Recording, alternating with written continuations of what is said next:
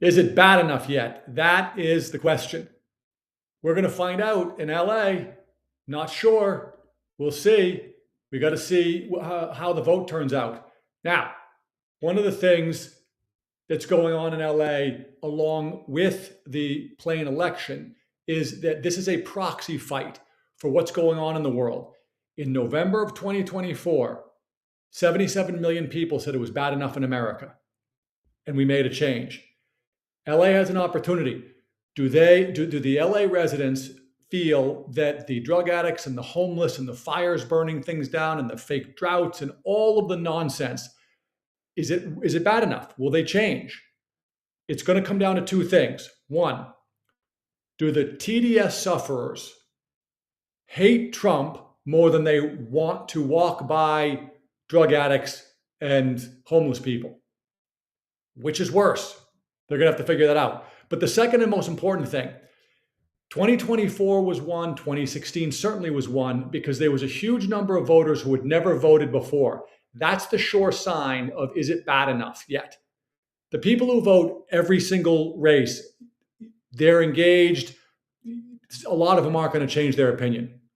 In 2026 in particular, what won it for Trump is there were people who were just not voting for either a cycle or two or more. They got up off of their couch and they went and voted. That's going to happen in LA. If it does, and what I saw early with the numbers from yesterday was there was a lead for Republicans voting over Democrats. Now that is unusual because there aren't that many Republicans registered in LA. What's really happening? We're going to find out. Okay, this is The Ordinary American. I'm Paul Sarkis. Like, subscribe, and follow. If you're in LA, vote. Go out and vote. This is an opportunity. If Spencer Pratt doesn't win, I'm not a dooms guy. I'm an optimist. I see the world as a great place, but I don't know that LA comes back from this. If Basura gets another 4 years, what kind of punishment and evil nonsense will she do? And a great Adam Carolla did a little piece I saw the other day. He talked about, he grew up in LA and and he's about my age, I'm 58. He talked about how when he was growing up, nobody ever left LA, ever. You came to LA. He even said something like, where would you leave to? Now, that's all changed and everybody's leaving. That's a sure sign that for the people who left, it got bad enough, but now they've left and they don't vote, or, well, they shouldn't. All right, we're gonna find out. One of the things that this campaign has shown us is that Pratt has changed campaigning forever. It will never be the same again. What do I mean? The use of AI by non-campaign related people to create content is, to me, the biggest takeaway. The campaign has done the campaign has made unbelievable videos. We're going to play one in a second. But there's been tons of regular people who have just made videos. Now, that's freedom of speech. It also sort of crosses a line between, an in-kind contribution, I guess, to a campaign. I don't know how they'll figure that out. I'm sure the Democrats will try to make it illegal. But one of the guys who's made some unbelievable videos, and I think he's made, I don't know, like 12 of them or something, is this guy, Latinos for Pratt. You can see him. He's on my thread because I put a lot of his stuff up. He has made some unbelievable videos. I'm going to play you this one because it's my favorite. This one is, to me, one of the catchier ones. And this is what I'm talking about when I say that campaigning has changed forever. When the campaign doesn't have to spend any time or money on something like this, and it resonates with people, it motivates, it gets the word out. People like me, or residents of LA, I'm a former resident of LA, you don't have to do much. You just have to click on something or send it to somebody, and it builds awareness. This is my favorite.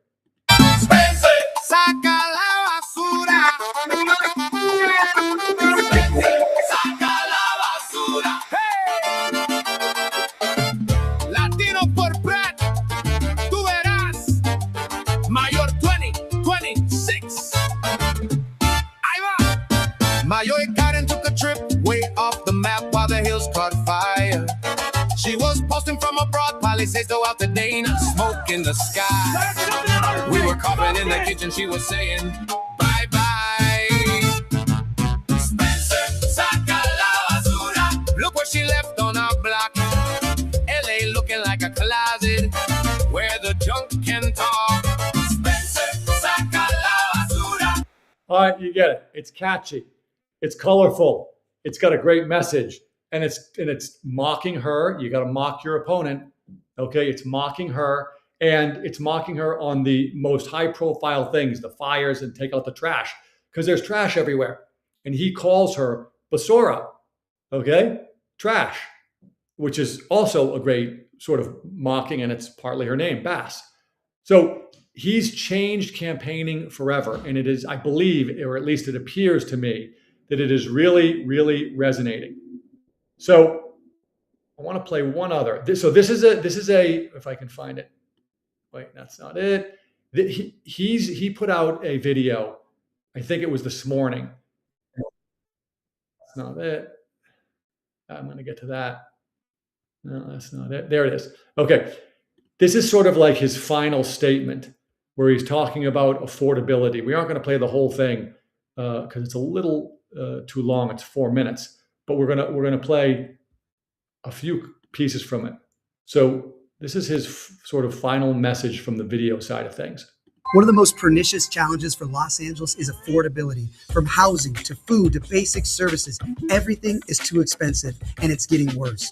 Furthermore, it feels like there's a breakaway civilization forming where the G-Wagon Brigade is living a life that is completely divorced from the permanent reality of 90% of all Angelenos, and that gap has never been wider. They don't have a good bathroom to do coke in.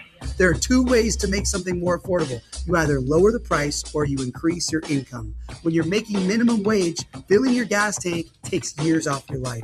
When people are making $100,000 a month, they're not even looking at the price of gas. All my opponents ever do is focus on one way of making these things more affordable. The one thing they can't do, lower the price of goods. So instead, they have government seize everything and promise you free stuff. This is how socialism always starts. All right, we see that in New York. I want to fast forward. So what he did there, I think, really wisely, is he was able to frame, we got an affordability issue, and there's a gap, and people can throw money at these problems when they have a lot of money, and most of us cannot. He used the $100,000. I think he said $100,000. That's in LA. $100,000 is not going very far. But another Adam Carolla observation: if you're making tens of millions of dollars, you just throw money at the problem. Private schools, gated communities, private firefighters, private security. You travel more. You might even have a driver, but you have a nice car. You don't stop in any of the places. You will get deliveries, a whole bunch of things. I guess anybody can get deliveries, but you can throw money to avoid these problems. Is it bad enough yet? That's the question. The great Dan Bongino observation, he started with it in New York when he talks about Dinkins versus Giuliani. It took Giuliani twice to become mayor. He went on to become, what many consider to be one of the best mayors of all time, and turned New York City around. Is it bad enough in LA? Spencer Pratt, in this particular video, he's trying to say, look, not only are we going to clean up, he's already given the homeless, the drug addicts, the fires, all these things. Now he's getting into more what I would call day-to-day issues. We're going to make it more affordable. Let me play a little bit more. Where are you going to go? That's supply and demand. But not only does that hurt your wallet as a consumer, it also hurts you as an employee. He's talking about restaurants. Restaurants have closed, and so he's saying supply and demand. If there's fewer restaurants, they can charge higher prices because you'll have to go there, and then the demand goes up, supply goes down. He's also talking about it from the employee side, that there's fewer places to get a job, and now you've lost your job because your restaurant closed, not going to pay you as well if you can get the job. With thousands of waiters and cooks now laid off, you have a massive supply of labor fighting over a vanishingly smaller number of jobs. So now employees have to compete for these jobs. And how do you do that? taking lower pay. Restaurant owners can pay anything they want, and people will take it because they have to. To all you independent film workers, the cinematographers out there, raise your hand if you've been taking crap jobs for half your rate lately, bringing your camera gear without a kit fee. Why? Because you have to. There's not enough work. The first one was gratis. That's my treat. Now we're moving on to the elite package, 7 commercials for the heavily discounted price of $6,500. Yeah, the station just quoted me $450 per. My plan to tackle this 1-2 punch of higher prices and lower wages is simple. Increase commerce. We need more business. All right, now he's talking. Now he's getting into economics. Now he's getting into Thomas Sowell. You can only cut stuff so much. You can't give away free stuff, as we're finding out in New York. Free is not a real thing.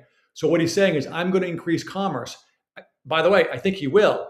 There'll be a wave of excitement around, is it changing? Can it change? He's going to make huge changes right away. By the way, I think he will call in the Trump administration right away to help with crime, homeless, et cetera. He's already said he'll bring in the IRS. He's already said he'll bring in the CDC to clean things up. So there'll be this wave of excitement and commerce. Let's go back to it. You've seen all the for lease signs on storefronts throughout the city. We need to bring back business to LA. With more businesses, we have more competition. They have to lower prices to win your business. With more commerce, we have more jobs. Now the employers have to woo you to work for them with high pay, benefits, better conditions. This isn't trickle-down economics. It's a rising tide that lifts all boats. Robert Lipkin owns 2 Okay, now, they have a built-in advantage in LA. LA is one of the super cities in the US, New York and LA. They are the 2 super cities. There's probably 8 or 10 top cities. Those are the top 2. LA occupies a huge amount of the oxygen in every single room that they're in. It just does, okay? Sorry about that. That is just how it is. So as soon as he gets a little bit of momentum, people will move out there again. Go back to that Adam Carolla point. People don't usually leave Southern California. They go to Southern California. As soon as the word gets out that things are cleaner, there'll be plenty of videos showing it, that things are safer, people will come back.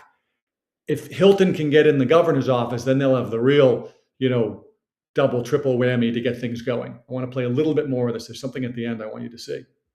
And he's had several people that are very interested. And as soon as they come around the corner. And I will cut regulations and support commerce in this city. This is LA. This is paradise. We should have money shooting out of the ATMs. We have no excuse to be this destitute and broken down. Karen Bass has failed us, and too many have simply accepted that this is all we can expect from LA. That ends when I'm mayor. There are so many business leaders champing at the bit to invest in the city. They just need a leader who doesn't want to destroy the place. When I'm mayor, LA is back in business. Okay, 2, by the way, is it champing or chomping? I don't know.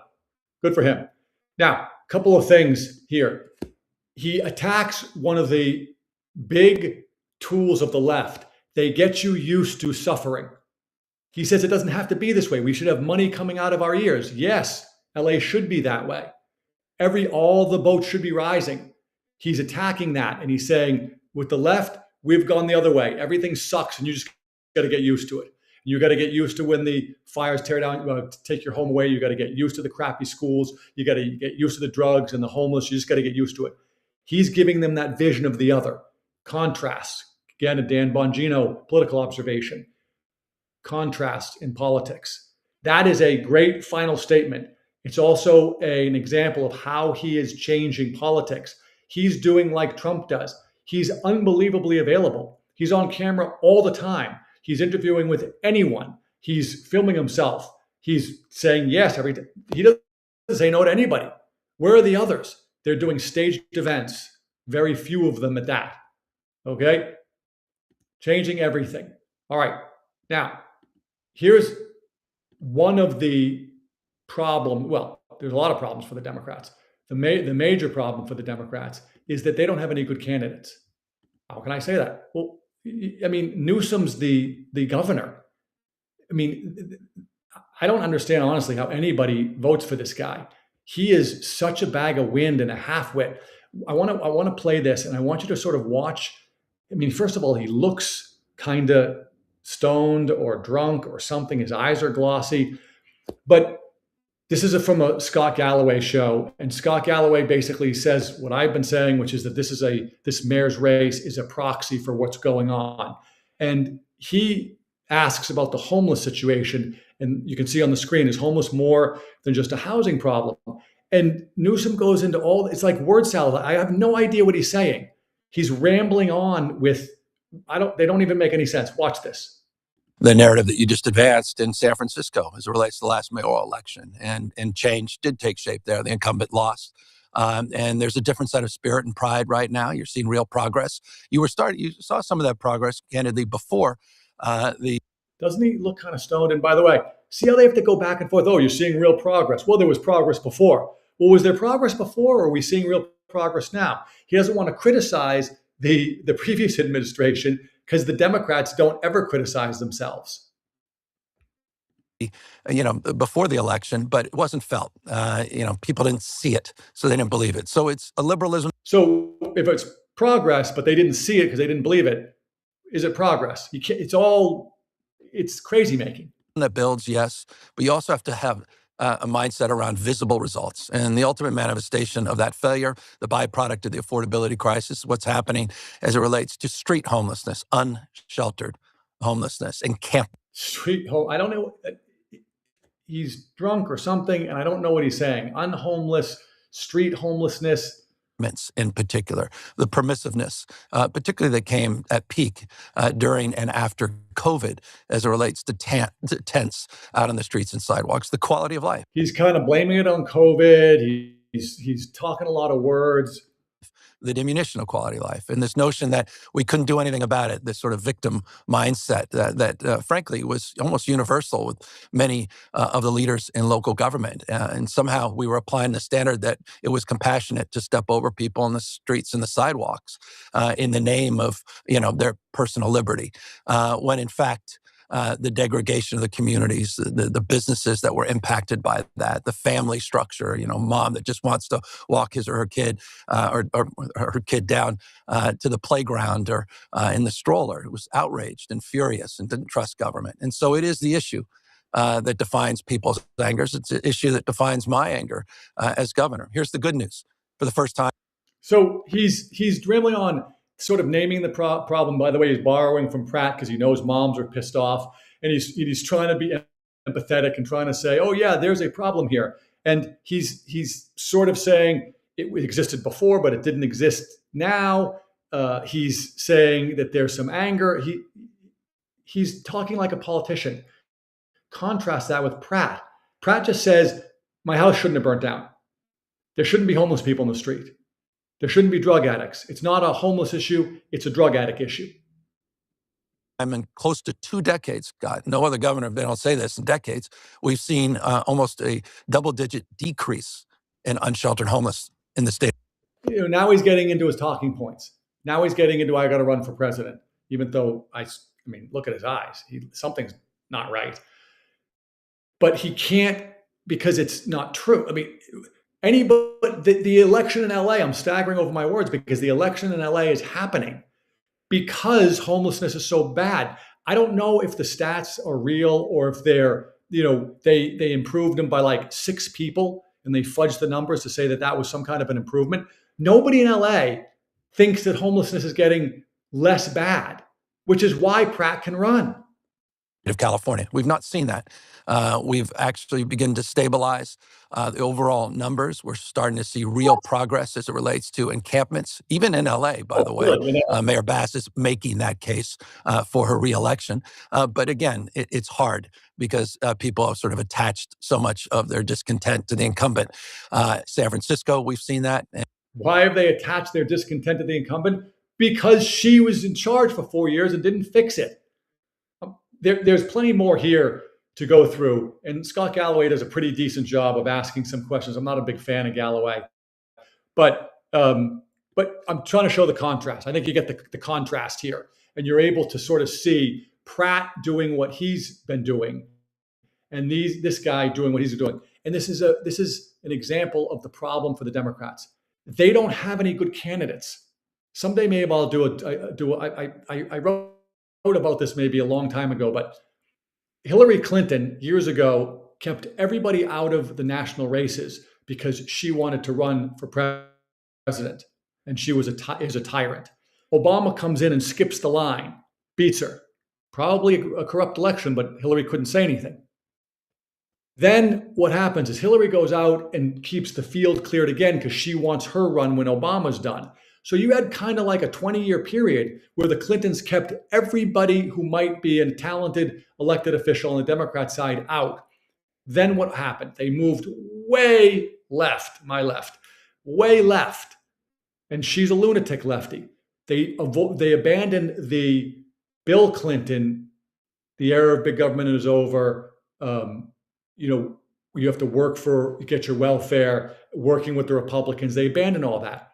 So you're getting rid of these candidates that could potentially be candidates or be elected officials. You're telling them there's no upward mobility. And in the political world, the way you get a promotion is somebody else leaves an office or runs for another office and you move up the ladder. That's how it works on the Democrat side. Republican side too, unfortunately. But so then 2016 happens. Now you've got all heck breaks loose because they don't know what to do. The party goes lunatic lefty. Now they're so far left. Who are the good? Mandami? Mandami's getting exposed in New York.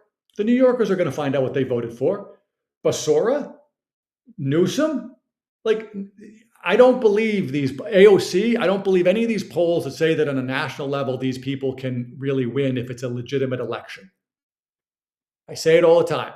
If the Democrats didn't steal our money in our elections, there'd be a 20% party. All right. If you're in LA, vote. It's a proxy for what's going on in the country. All right. There's way more stuff going on. I want to get to some other things. One thing that I think is super important, if I can find it. There it is. So Lee Zeldin is EPA. And EPA is one of the places that a lot of the corruption has taken place over the years. And one of the reasons for that is because of what you call sue and settle. It's a scam. So what would happen in the EPA, the world that it operates in and around, and the industry and the way that it regulates, was you sort of uniquely set up for the sue and settle scam. The sue and settle scam is simple. An environmental group sues the EPA about some rule or some law. Now, the truth is that that environmental group and the people in the EPA are all on the same team, and they switch back and forth in employment. So they get into a lawsuit, and they go behind closed doors to do a settle. There's the sue and the settle. They're behind closed doors, so we never get to see it. Congress doesn't get to see it. It's just behind closed doors. And what's the decision in the end? The decision in the end is, oh, we, the government, us, the taxpayer, we're bad, and we have to pay this group a whole bunch of money to settle the lawsuit. So we take our tax dollars and we give it to that nonprofit, funding more leftist stuff. They also agree that we're going to change thus and such regulation, and we're going to make it more restrictive because that's part of the settlement. And then they come out with that settlement. Well, you can see that that is just ripe for corruption. Lee Zeldin has already showed us in the past that there was like $20 billion that they tried to shove out the door right before Trump took over. So now, this is what John Solomon is reporting. This came out yesterday. Listen to this. Lee Zeldin, the EPA chief, and he said that he's been digging into that $29 billion in green energy grants that he blocked, money that he saved the American taxpayers. It was going out the door at the end of the Biden administration. He told me today he has found a major self-dealing scandal. In other words, Obama and Biden administration officials were moving money around to former cabinet secretaries, to donors, to political activists. Stacey Abrams, one of them, we know about that from our reporting earlier this year, and that he's now made several criminal referrals. Go check out that story tomorrow morning at justthenews.com. We'll have all the details, all of the receipts from that. With that, let me turn to... All right. So that sounds really like an old-fashioned pay-to-play scheme, sprinkling it around. But you can see in that sue and settle scam, another way that they steal our tax dollars is through something like the EPA. And it sounds like Lee Zeldin found some of this. And I'll bet you that it's related to this sue and settle scam. I'll bet you some of this is going to be related to these scams. And what you're going to find out is that there were similar people, either related or they used to work for them and they used to work for them. They got emails. They found out that they were in on it. Okay. It's not too dissimilar for when you see people sue a city, and often it's an activist group and the city administration are on the same page and they settle. How do they get our tax dollars? Again, if the Democrats don't steal our money in our elections, they're a 20% party. So I think that that's important. We're going to keep our eye on that because I think there's a lot to come from that. And I don't think that the people that work at the environmental groups, if you remember Godfather 2, Pantangeli, they're not revolutionaries. They're not really going down with the ship. They're not going to go to, federal prison to protect wherever this money was going. So they'll probably get somebody to talk. All right. I'm going to get in a second to Gad Saad, who is an author, commentator, Lebanese, if I'm not mistaken, partly Lebanese over here, ordinary American, go Lebanese heritage. And he talks about suicidal empathy, and I'm going to get to that. But first, I just wanted to give a quick update on this Iran situation, because it is really, even for people who believe in what's going on like me, frustrating and really, well, you don't know what to think. All right. So this actually came out not too long ago. This was, when was this? 1 p.m. Fake news reports that the Islamic Republic of Iran and USA stopped speaking a few days ago are false and erroneous. The conversations between us have been going on continuously, including 4 days ago, 3 days ago, 2 days ago, 1 day ago, and today. He's making a point. Where they lead, one never knows. But as I told Iran, it's time, one way or another, for you to make a deal. You've been doing this for 47 years, and it cannot be allowed to go on any longer. All right. I don't know. I still think Trump is going to work this thing out, and it's going to be resolved in a great way. We've seen gas prices start to come down. I just saw the oil and gas prices shot up a little bit yesterday on that news. I haven't checked since I got on the show, obviously, but I'll see when I get off. I think he's going to resolve it. From Ned in the Middle East, he says one way or another, everybody wants the Iranians out. So they're not looking for keep the IRGC in and just do sort of like a Venezuela quasi-regime change. They want a real regime change. There was some video yesterday of somebody in the IRGC got killed. It wasn't clear if that was real or not. I suspect they're murdering each other. I suspect that they are scrambling to find out where their villas are and their crypto, like we were talking about yesterday. So we'll see how that pans out. When the announcement comes, I suspect we are going to see a run in the markets. And if you're following Bitcoin, Bitcoin is way down. Last time I checked, it was in the $67,000 range. So we'll see how that goes. All right. Before we go, I want to get Gad Saad in here. Suicidal empathy. He wrote a whole book on it. I have not read it. I suspect it's great. I probably will read it. Okay, but he's doing this this interview, and he goes through, which I'm not gonna. I mean, I could play the whole thing. I'm not going to. It's 9 minutes long, but he goes through this whole conversation of empathy is great. We need it. Too much of it, like anything else, is not great. We don't need too much courage in somebody. They're reckless. Too little courage, they don't do their job. Okay, same thing. Too much empathy, bad. Too little empathy, bad. We need the right amount of empathy.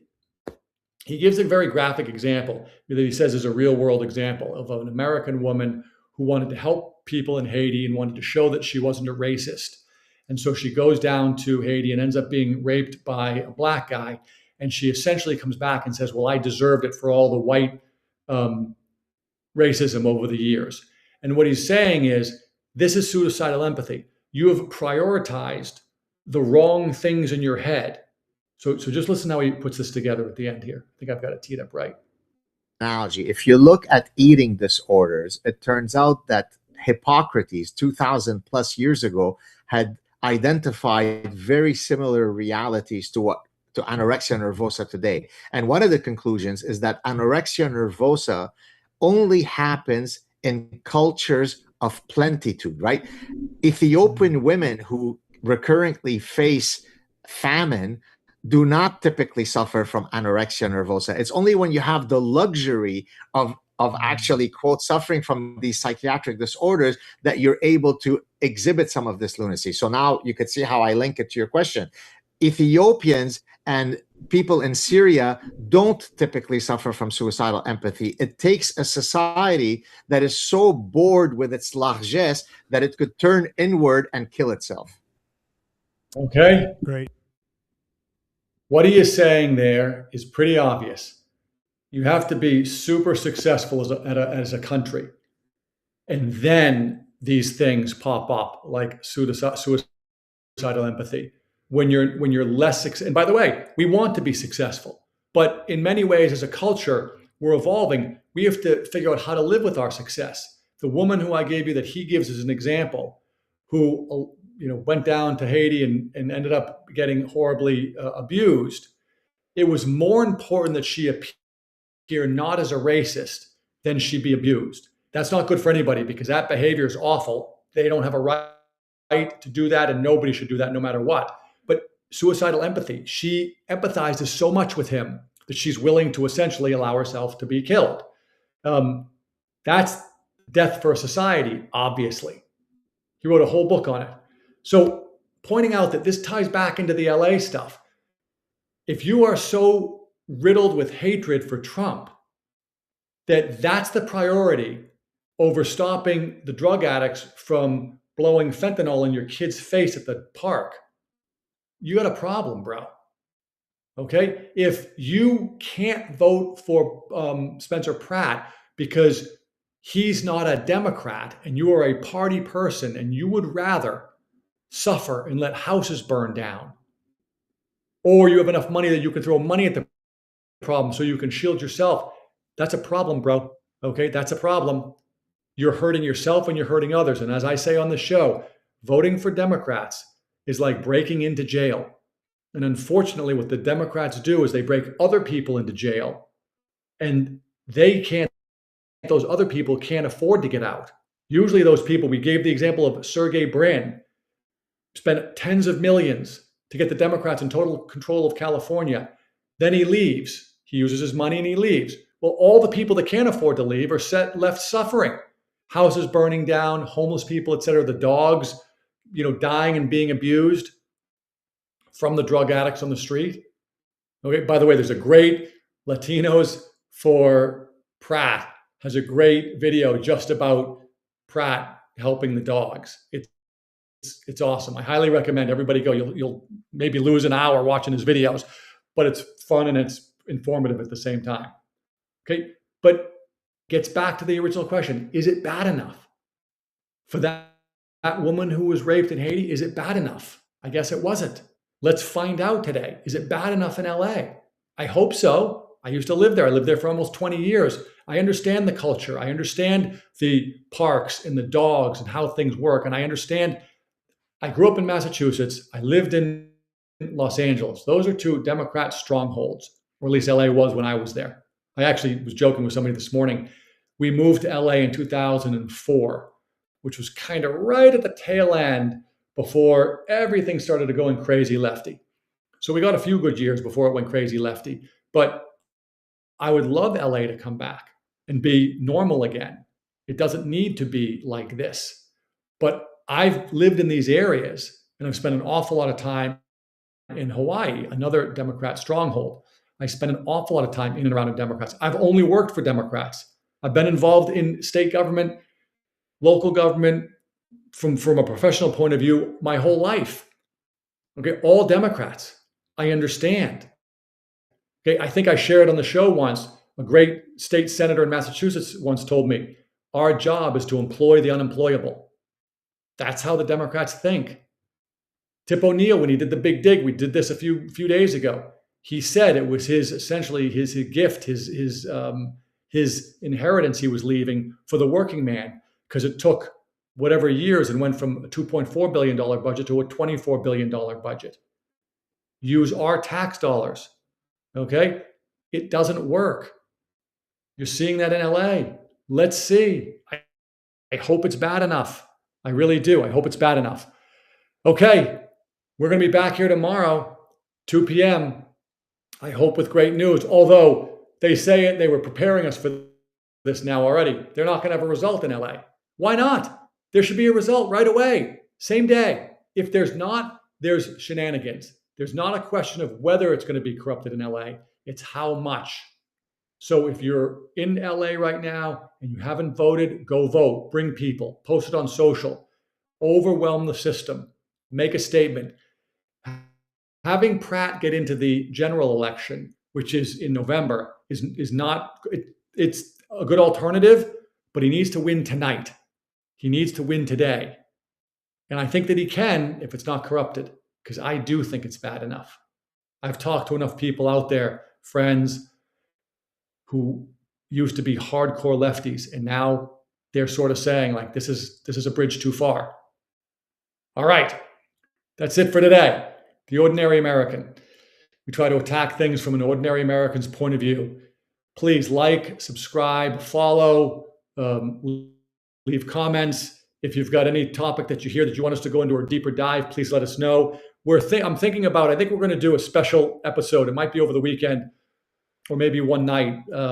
We'll do a special episode where we're going to take a Promethean action video and we're going to study the game film. There's so much in there that we're going to just watch it and comment the whole way through. I was doing a little bit of that today with that Spencer Pratt video, just sort of, practicing. So let me know what you think about that, or if there are other videos that you see that you'd like to have us play a longer clip and sort of go into it and break down the game film and show some of the things that are behind it.